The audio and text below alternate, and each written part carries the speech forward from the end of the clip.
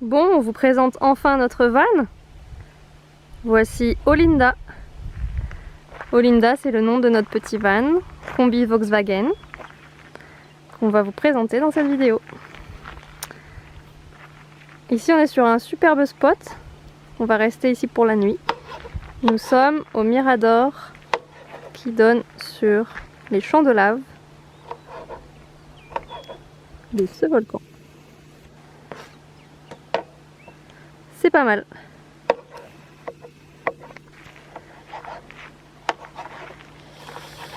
Quentin est à l'œuvre à la cuisine. Comme vous le voyez, on est plutôt bien équipé. La table, les chaises, un petit distributeur d'eau pour se laver les mains, laver les fruits et légumes. Et derrière, on a de la quinoa qui est en train de chauffer avec notre système de gaz. Allez, c'est parti pour la visite de l'intérieur, ça va être rapide. Vous avez ici ce qu'on va appeler la cuisine salle à manger. Avec, je rentre dedans, tous nos placards et la petite vue sur la cabine avant. Ici on range toute notre nourriture. Par exemple, ici la caisse de nourriture. On met tout dans des caisses parce que tout prend beaucoup la poussière sinon. Ça permet de protéger un minimum. Encore de la nourriture avec les épices qui vont ranger ici quand on roule. Ici, la réserve de vin de Quentin. Les poêles qui sont sous ce drap protégés de la poussière. On continue ici. On a un peu de bazar qui est un peu la partie bricolage et ménage. Et ici vous avez nos 2 bidons de réserve d'eau.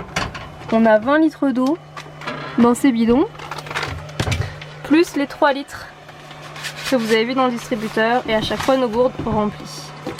On s'organise comme ça au niveau de l'eau. Ici c'est un placard qui se transforme en table, bien agréable, avec le pied qui est rangé ici, et où on met encore des réserves de nourriture. Et ici notre vaisselle, pareil, protégée de la poussière, sinon tout se transforme très vite en quelque chose de très très sale.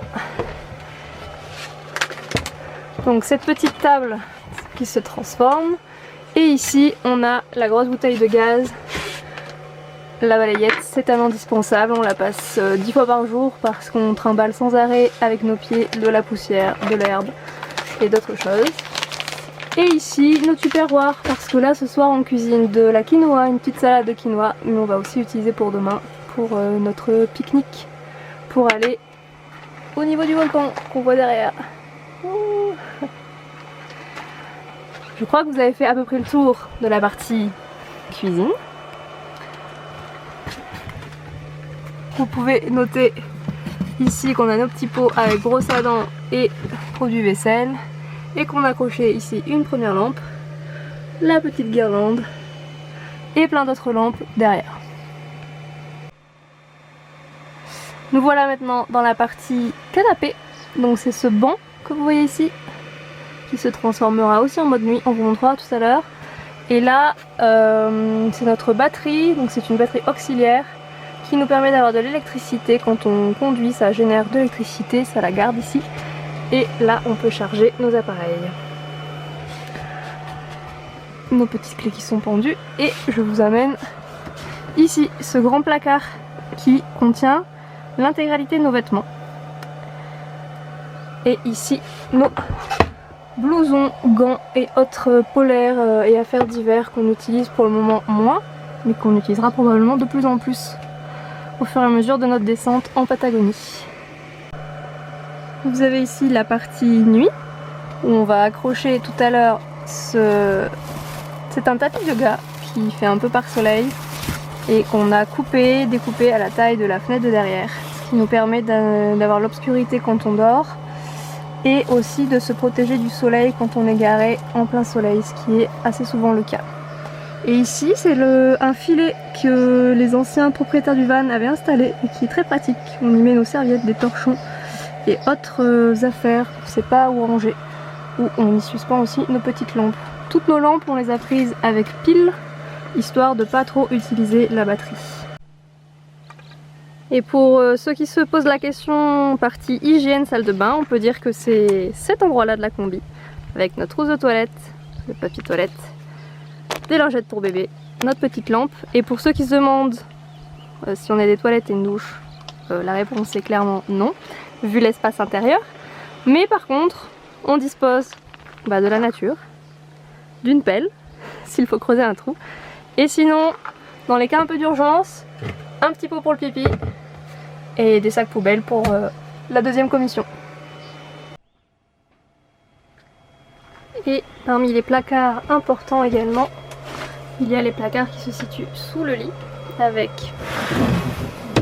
ici le bazar de camping, les chaises, le camping-gaz, un système d'ombre. Toutes nos chaussures sont également ici dans des sacs. Et de l'autre côté, on a des bidons d'essence pour quand on sera en Patagonie ou en Argentine et que les stations d'essence seront très éloignées les unes des autres. Un système de douche Décathlon, très pratique. Bon, on l'utilise pas tous les 4 matins, mais ça dépanne bien.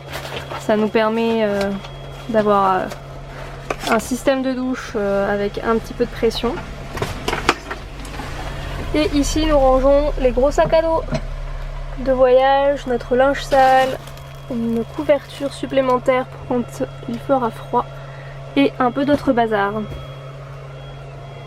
Ce qui nous fait un espace de rangement conséquent. Je vous amène maintenant à l'avant, dans la cabine. Comme vous pouvez se constater, tout est très vieux, avec une fermeture pas du tout centralisée. Chaque porte s'ouvre avec clé. Et il faut un peu grimper parce qu'on est en hauteur. Et me voilà à la place du conducteur. Donc on est assez haut dans la voiture. Et on a un tableau de bord minimaliste. C'est-à-dire le niveau d'essence, les voyants importants et le kilométrage et notre vitesse. Et c'est tout, strictement tout. Il n'y a même pas de radio. C'est minimal. L'avantage avec ce van, c'est qu'on a la fenêtre à l'arrière, ce qui nous permet de, quand on conduit, pouvoir utiliser le rétroviseur intérieur. Et j'avoue que ça change la donne parce qu'il faut quand même conduire cette voiture qui a un peu plus de 4 mètres de long, je crois. Donc pour faire des créneaux et pour s'insérer sur l'autoroute, c'est quand même très pratique. Allez, c'est parti pour un tour de moteur. Alors le moteur est à l'arrière déjà. Étonnant, non? Dans la bête, comme on dit. Donc c'est un moteur Volkswagen visiblement de conception allemande alors que le combi est lui brésilien. C'est le même moteur qu'origine, c'est-à-dire que c'est un moteur qui date des années 40 à la base. Pas celui-ci spécifiquement, mais c'est un design des années 40. Il a la spécificité d'avoir ces 4 pistons à plat, comparé à en fait 99% des moteurs d'aujourd'hui qui ont des pistons verticaux. Vous pouvez voir ici que ça c'est par exemple la courroie, donc c'est très fin comparé à d'autres modèles. Le moteur est relativement petit, avec un filtre à air et un système de refroidissement à air, là où tous les moteurs contemporains sont à refroidissement par liquide. Et on a 2 batteries, donc une batterie, la batterie moteur, bien évidemment, et la batterie auxiliaire que Marion vous a montré tout à l'heure. Et j'en profite pour ajouter que du coup, tous les jours sur le combi, il faut qu'on fasse le niveau d'huile, parce que c'est un des risques principaux au niveau des combis, la perte d'huile. Et dès lors qu'on prend des routes poussiéreuses sur gravier, c'est-à-dire quasiment tout le temps, il nous faut nettoyer le filtre à air. Là, la voiture, on l'a nettoyée il y a 3 jours et elle est plutôt non correcte, ça va. Voilà pour le moteur. Mais alors vous allez vous demander, cher canard et cochon, pourquoi avoir appelé ce véhicule Olinda? Pour 3 raisons. Premièrement, parce que Olinda est le nom d'une ville au Brésil qu'on a beaucoup appréciée et dont on a gardé un très bon souvenir. Deuxièmement, parce que c'est un combi, comme on a dit, brésilien et que c'est un nom brésilien. Et puis c'est un jeu de mots enfin sur Olinda qui veut dire qu'est-ce qu'elle est jolie, parce que avouez qu'elle est toute mignonne, on dirait un petit jouet tout mimi. Et à quoi ça ressemble quand on se couche et qu'on se réveille avec l'œil déployé? Coucou canard. Et hop. Et voilà, si on voit un peu de lumière de ce côté.